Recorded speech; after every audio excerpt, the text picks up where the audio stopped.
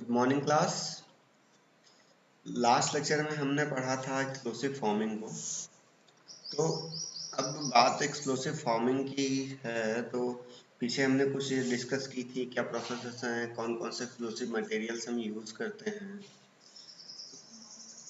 आज मैं थोड़ा एक्सप्लोसिव फॉर्मिंग में बात ना करके मैं कुछ जनरल सी बातें करना चाहूँगा, और बाद में हम थोड़ा सा एक्सप्लोसिव फॉर्मिंग की भी बातें करेंगे। जनरल बातें ये हैं कि सपोज वी आर स्टडिंग, या मैं आपकी बात करूँ तो आप स्टडी कर रहे हैं मैकेनिकल फोर्थ ईयर में। तो आपको ये चीज़ें दिख रही होंगी कि अगले 2 महीने बाद 3 महीने बाद आप मार्केट में होंगे, आप किसी कंपनी में होंगे। तो कंपनी में आप कैसे होंगे, आपको उसके लिए अप्रोच करना पड़ेगा। Something like that you have to apply in the various companies. फिर आपको वहाँ पे जाना पड़ेगा, इंटरव्यू अटेंड करना पड़ेगा, अपनी तरफ से एफर्ट मारनी पड़ेगी। और अगर कुछ चीज़ें हमें कॉलेज की तरफ से प्रोवाइड हो जाती हैं, सपोज कि वो हमें कोई प्लेटफॉर्म दे देते हैं, जैसे अभी एक AICTE का प्लेटफॉर्म चल रहा है, तो वहाँ पे हम क्या कर सकते हैं, वहाँ पे भी हम इंटर कर दे सकते हैं, वहाँ पे अपने रजिस्ट्रेशन कर सकते हैं, हम अपनी सारी डिटेल्स को भर सकते हैं, डेटा को भर सकते हैं। अब होता क्या है कि अगर हम ऐसे डायरेक्टली किसी कंपनी में जाएंगे तो हम वहाँ पे अप्लाई भी नहीं कर पाएंगे। इसमें भी कि हम ऑनलाइन जाएं अप्लाई कर दें, लेकिन ऑनलाइन चीज़ों को कौन छूता है, कितने लोग छूते हैं वो पता नहीं है कि आप कंपनी की साइट पर जाएंगे डाल देंगे तो। लेकिन अगर आप किसी प्लेटफॉर्म के थ्रू जाते हैं तो आपकी चीज़ों को देखी जाती है। आप सिंपल सा एग्जांपल ले लीजिए कि अगर आप कॉलेज की तरफ से गए हैं तो कंपनी आपके यहाँ कॉलेज में आ रही है, आपको सुन रही है। बट अगर आप डायरेक्ट कंपनी में गए without having a tag of college, तो वो आपको पूछने वाले भी नहीं है। सबसे ज़रूरी चीज़ है कि आप ये डिसाइड करें कि आपको करना क्या है, और जो करना है आप वही करें। आपको सपोज कंपनी में जाना है तो आप उसके लिए अपनी पूरा एफर्ट दें। जैसे कॉलेज के गाइडलाइंस आ रही हैं उसको फॉलो करें। और मेन चीज़ ये है कि सारे जो हमारे सब्जेक्ट्स हैं उनमें कुछ फंडामेंटल्स होते हैं। सपोज मैन्युफैक्चरिंग की बात करें तो वहाँ पे कुछ 10-15-20% फंडामेंटल्स होते हैं। And we can say that all subjects which we have studied during our 4 year, every subjects have some fundamentals. चाहे मैं बात करूँ पावर प्लांट की, या बात करूँ मैं ऑटोमोबाइल की, या मैं बात करूँ थियरी ऑफ मशीन की, स्ट्रेंथ ऑफ मटेरियल की, heat and mass transfer, material science, सारे सब्जेक्ट्स, इन सब में कुछ ना कुछ फंडामेंटल्स हैं। और मोस्ट ऑफ ऑल सारे इंटरव्यूज में वही फंडामेंटल डिस्कस किए जाते हैं। इसमें चांस कि आपसे कुछ अलग हटके पूछा जाए तो वो बैड लक हुआ, लेकिन मोस्टली सारे फंडामेंटल्स ही पूछे जाते हैं। तो हमें क्या करना है, हमें उन फंडामेंटल्स के लिए तैयार रहना है। और जो सबसे ज़रूरी चीज़ें हैं कि अगर आपके इंस्टीट्यूशन की तरफ से, अगर आपके कॉलेज की तरफ से कुछ गाइडलाइंस दी जा रही हैं तो मैं आपसे कहूँगा कि आप उसको फॉलो करो, because we all cares for you. हम आपके लिए केयर कर रहे हैं, तभी हम आपको ये सारी चीज़ें देते हैं। हम चाहते हैं कि हमारे बच्चे यहाँ से निकलने के बाद एक ऊंचाइयों को छुएं। आप जितनी ऊंचाइयों को छूते जाएंगे उतनी हमें खुशी मिलेगी। आप देख सकते हैं कि टीचर क्या करता है, टीचर वहीं का वहीं रहता है, लेकिन जब भी उसके स्टूडेंट्स कहीं अच्छी जगह पहुंचते हैं तो उसके चेहरे पे एक अजीब सी खुशी होती है। मतलब आप समझ नहीं सकते। तो आप कोशिश करिए कि कम से कम जो चीज़ें कॉलेज की तरफ से गाइडलाइंस आपको दी जा रही हैं उनको आप फॉलो करें। और जो भी प्लेटफॉर्म आपको दिए जा रहे हैं रजिस्टर करने के लिए, वहाँ से आपके प्लेसमेंट्स ही होंगे। आप देखिए कि अगर आप अप्रोच करना चाहेंगे तो उस लेवल की कंपनी को आप अप्रोच नहीं कर सकते, लेकिन AICTE का जो प्लेटफॉर्म है उसने उन कंपनियों के साथ टाई अप कर रखा है, या उस प्लेटफॉर्म के थ्रू आप कई अच्छी अच्छी कंपनियों, इंटरनेशनल कंपनियों को रीच कर सकते हैं, कैच कर सकते हैं। तो आप कम से कम उनसे कनेक्ट तो हो सकते हैं, और वो आपको कई टाइप्स की स्टाइपेंड भी दे रही हैं। तो सबसे अच्छी बात यह है कि अगर आप वहाँ पे जाएंगे, इंटर्नशिप करेंगे, तो अगर वैकेंसीज वो क्रिएट करते हैं, तो आप बताओ कि अगर हम आपने हमारे साथ पहले काम कर रखा है, इट में भी नहीं इंटर्नशिप, कहीं किसी भी टाइप से आपने हमारे साथ पहले काम कर रखा है, और हमारे यहाँ कुछ वैकेंसीज अगर क्रिएट हुई हैं, तो हम किसे प्रेफरेंस देंगे? जाहिर सी बात है हम आपको ही प्रेफरेंस देंगे। तो मेरे कहने का मतलब ये है कि आप इन सारी चीज़ों को थोड़ा सा सीरियसली लें, और जैसे भी कॉलेज की गाइडलाइंस आ रही हैं उसको फॉलो करें। सारे रजिस्ट्रेशंस करें, जितने भी पोर्टल पे कॉलेज वाले आपको बोल रहे हैं या हम लोग बोल रहे हैं रजिस्ट्रेशंस के लिए, प्लीज़ उसको केयरफुली करें, सिंसियरली करें, क्योंकि वो आपका फ्यूचर डिसाइड कर सकती है। इतने भी कि आपने क्या पढ़ा क्या नहीं पढ़ा, बात वो बात की आएगी, लेकिन जो आपका आपको प्लेटफॉर्म कैसा मिल जाता है, वहां से आपके फ्यूचर ज़्यादा डिसाइड हो जाएंगे। अगर आपको वहां पे अच्छा प्लेटफॉर्म मिलेगा, तो आप वहां पे बहुत सी सारी चीज़ें सीखेंगे। सपोज आपने इंटर्नशिप करने गए और आपने काफ़ी अच्छी अच्छी चीज़ें सीख ली, कंपनी में कैसे, कंपनी का माहौल कैसा रहता है, क्या करना चाहिए क्या नहीं करना चाहिए, कैसे प्रोसेसिंग हो रही है, कंपनी की सारी चीज़ें आपने सीख ली। तो अब जब आप इंटरव्यू के लिए जाओगे, तो वहाँ भी यही सारी चीज़ें पूछी जाएंगी, और चूंकि वो सारी चीज़ें आप सीख के आए हो, तो ये आपके लिए कोई बहुत बड़ा टास्क नहीं रहेगा कि उसको एक्सप्लेन कर पाना। तो इस हिसाब से कि आपको वो सारी चीज़ें सीखनी चाहिए, करनी चाहिए। ठीक है।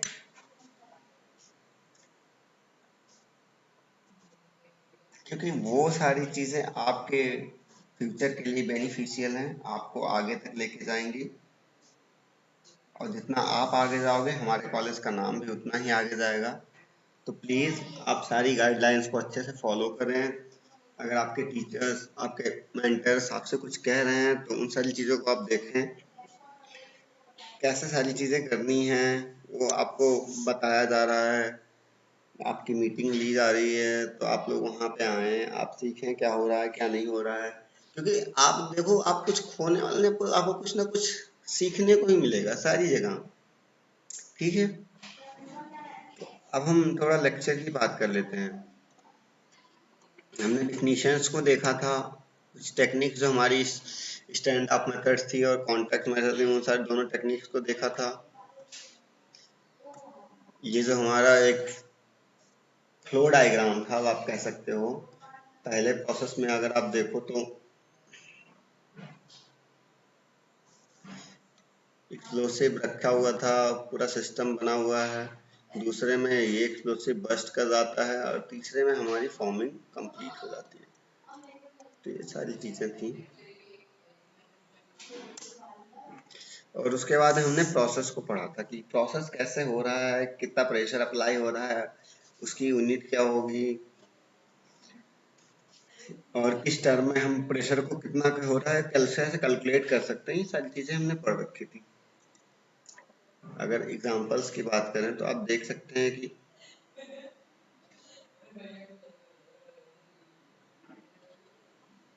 जो रॉकेट मिसाइल्स के स्टैंड्स हो रहे हैं, वो एग्जांपल हैं हमारे फॉर्मिंग के। ये जो रॉकेट इंजन के नोजल्स हैं, या फिर आप कह सकते हैं स्पेस शटल की स्किन है, ये सारी चीज़ें हम एक्सप्लोसिव फॉर्मिंग के थ्रू बना सकते हैं। इसके लिए हमें ज़रूरी होता है कि हम सबसे पहले क्या करें,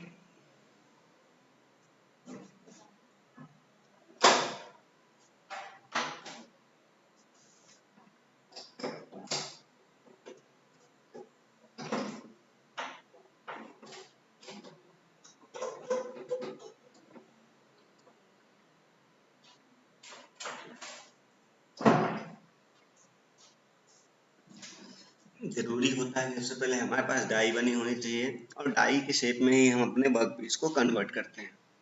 ठीक है, और with the help of two, जो बहुत टू मेथड्स है उनकी हेल्प से हमें सारी चीजें कर सकते हैं।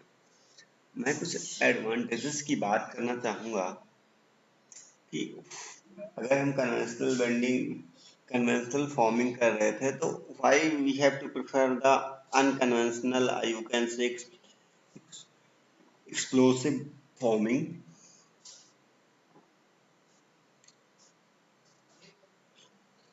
So we can see that it can simulate a variety of other conventional metals forming technique such as stamp or press forming and spin forming in a single operation.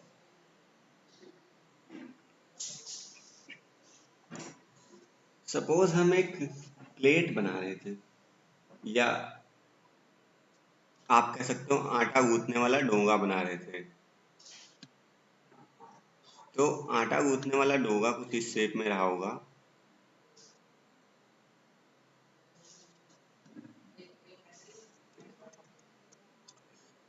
ये देख लीजिए आप। ठीक, अब ये शेप बनाने के लिए हमें दो तीन प्रोसेसेस की जरूरत पड़ी होगी। वो प्रोसेसेस कौन कौन से हैं?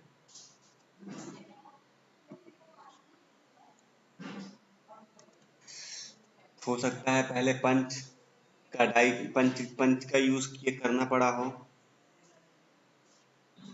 प्रेस फॉर्मिंग का यूज, उसके बाद हो सकता है हमें स्पिनिंग का यूज करना पड़ा हो, फिर हमें ट्रिमिंग वगैरह भी करनी पड़ी हो। तो ये सारी चीजें जो हैं ये हम एक सिंगल प्रोसेस में यहाँ पे कर सकते हैं।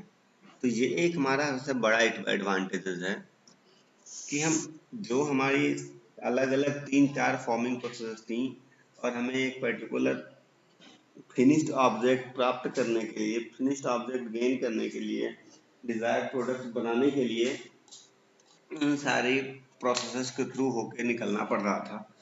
तो वो सारे प्रोसेसेस को हम केवल सिंगल प्रोसेस में कर सकते हैं। तो ये हमारे लिए एडवांटेज है।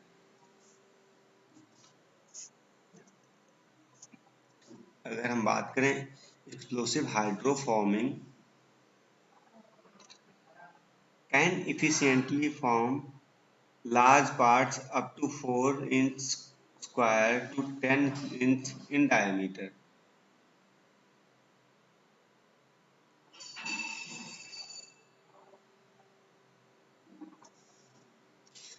जो हमारी हाइड्रोफॉर्मिंग है, एक्सप्लोसिव की हाइड्रोफॉर्मिंग, वो बड़े बड़े पार्ट्स की फॉर्मिंग कर सकती है, जो कि यहाँ पे डेटा भी दिया हुआ कि अप टू 4 इंच स्क्वायर हो तो उसकी भी फॉर्मिंग कर सकती है। आपका अगर 10 इंच इन डायमीटर कोई चीज है तो उसकी फॉर्मिंग ये कर सकती है।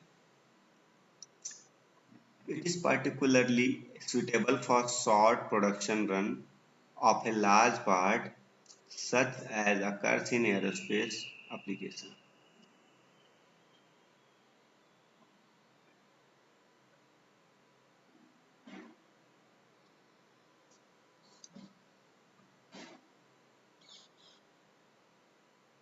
तो जो हमारे लार्ज पार्ट्स के किसी पर्टिकुलर पोर्शन में अगर हमें फॉर्मिंग करनी है तो शार्ट प्रोडक्शन फॉर्मिंग के लिए ये प्रोसेस काफी ज्यादा सुइटेबल है। ठीक है, जैसे कि हमारा एरोस्पेस एप्लीकेशन में होता है कि हमें शार्ट प्रोडक्शन रन कर के लिए हमें इसका यूज करना पड़ता है। तो ये प्रोसेस काफी ज्यादा सुइटेबल है for that type of production.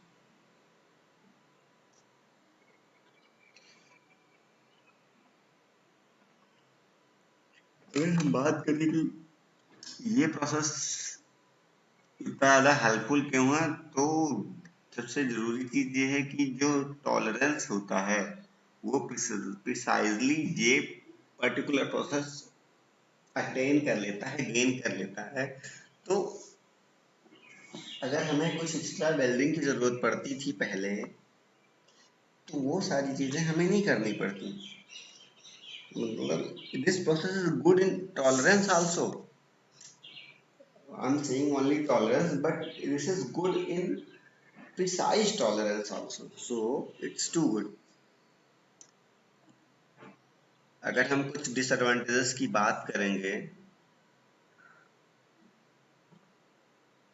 तो एडवांटेजेस तो ये है कि जो टूलिंग कॉस्ट है वो कम है, बट यहीं पे एक डिसएडवांटेजेस ये है कि जो लेबर कॉस्ट है वो काफ़ी ज़्यादा हाई है।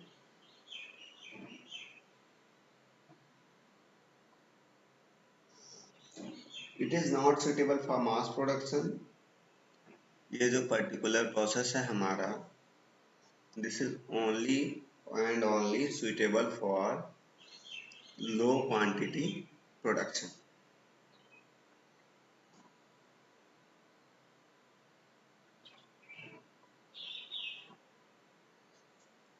क्योंकि जो कि शॉक वेव्स के कारण जो स्लीपेज ऑफ वाटर होता है, इसलिए अगर बात करें हम तो ये जो प्रोसेस है ये सुटेबल नहीं है इंडोर में करने के लिए। इसको अगर हमें करना है तो हमें आउटडोर में ही करना ज़्यादा सुटेबल रहेगा।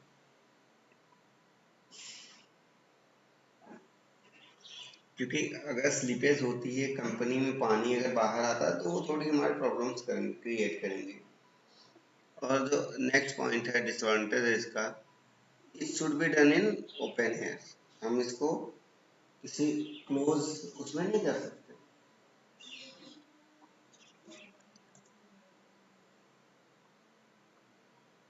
हम दो प्रोसेस है हमारे पास, एक्सप्लोसिव फॉर्मिंग और सुपर इलास्टिक फॉर्मिंग, इनका हम कंपैरिजन करते हैं। एप्लीकेशंस के बारे में हमने देख लिया था, रॉकेट में और एरोस्पेस में हम यूज़ कर रहे थे। और अब थोड़ा सा कंपैरिजन देख लेते हैं एक्सप्लोसिव फॉर्मिंग का और सुपर इलास्टिक फॉर्मिंग का, एक एक करके देखते हैं। अगर हम बात करें एक्सप्लोसिव फॉर्मिंग में तो हम एक्सप्लोसिव चार्ज का यूज़ करते हैं इंस्टेड ऑफ पंच और प्रेस। बट अगर हम सुपर इलास्टिक फॉर्मिंग की बात करें तो यहाँ पे सुपर प्लास्टिक फॉर्मिंग पंच और प्रेस को यूज करते हैं for forming the metal sheets. लेकिन यहाँ पे एक्सप्लोसिव फॉर्मिंग में there is no punch, only a die is used. Okay, it can be used for large size of metal sheets.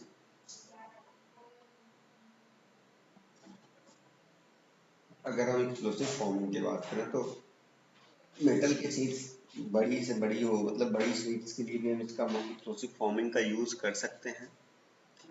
But अगर हम बात करते हैं सुपर प्लास्टिक फॉर्मिंग की, तो सुपर प्लास्टिक फॉर्मिंग के लिए हमें जो हमारा जो लिमिटेड डिजाइन्स की डाई हैं, हम केवल केवल उन्हीं के लिए हम सुपर प्लास्टिक फॉर्मिंग का यूज कर सकते हैं। ठीक है, अगर हम बात करें कि एक्सप्लोसिव फॉर्मिंग में, तो हमें एक्सप्लोसिव फॉर्मिंग में किसी वर्कपीस को प्री हीट करने की जरूरत नहीं पड़ती, कोई प्री हीट की जरूरत नहीं पड़ती। इन अदर केस अगर हम बात कर रहे हैं प्लास्टिक सुपर प्लास्टिक फॉर्म में, वहां पे हमें प्री हीट करने की जरूरत पड़ती है।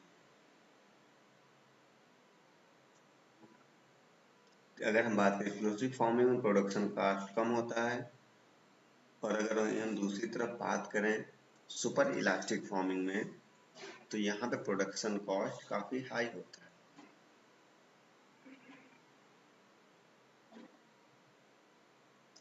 अगर हम बात करें एक्सप्लोसिव फॉर्मिंग में, तो किसी भी साइज की, शेप की और किसी भी थिकनेस की शीट्स को हम इजीली फॉर्म कर सकते हैं।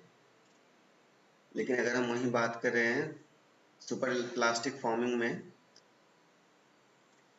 तो ये केवल और केवल डिफिनिट शेप्स के लिए यूज किया जा सकता है, डिफिनिट साइड्स के लिए यूज किया जाता है, और एक particular up to particular thickness of material के लिए यूज किया जा सकता है। ऐसा नहीं है कि हम किसी भी थिकनेस के लिए या किसी भी शेप्स के लिए यूज कर सकते हैं। ठीक है, थैंक यू। ये चीज़ तो हमारी पहले ख़त्म हो गई ये टॉपिक, लेकिन मैं एक बार फिर से आप लोगों से अपील करूँगा कि आप लोग प्लीज़ जो हमारे इंस्टीट्यूशंस की गाइडलाइंस हैं उनको फॉलो करें, सारी चीज़ों को ध्यान से पढ़ें, और सबसे बड़ी चीज़ कि आप ये समझें, सबसे जो ज़रूरी चीज़ है आप ये समझें कि it's for you, we are efforting only for you. हम जो कर रहे हैं उसमें केवल और केवल मतलब हम चाहते हैं, जो हम कर रहे हैं, जितनी एफर्ट्स कर रहे हैं, हम चाहते हैं कि आपका कुछ फ़ायदा हो। इस वजह से हम इसमें एफर्ट कर रहे हैं, क्योंकि एक्चुअली में आप पास होगे, आप आगे बढ़ोगे, आप नई कंपनियों में जाओगे, अच्छी कंपनियों में जाओगे, हायर पोजीशंस पे आओगे, तो हमें बड़ी खुशी होनी है। तो आप इस बात को कृपया समझें, और ज़्यादा से ज़्यादा आप देखें जितने प्लेटफॉर्म्स हैं वहाँ पर रजिस्टर करें, कॉलेज जितने प्लेटफॉर्म्स प्रोवाइड करा रहा है उस पर रजिस्टर करें, और सबसे ज़रूरी चीज़ है कि गाइडलाइंस को आप देखें, मीटिंग अटेंड करें। तो इससे क्या होगा, एक पर्टिकुलर प्रॉपर रिलेशन मेंटेन रहेगा और आपको सारी इंफॉर्मेशन मिलती रहेंगी। ठीक है, थैंक यू।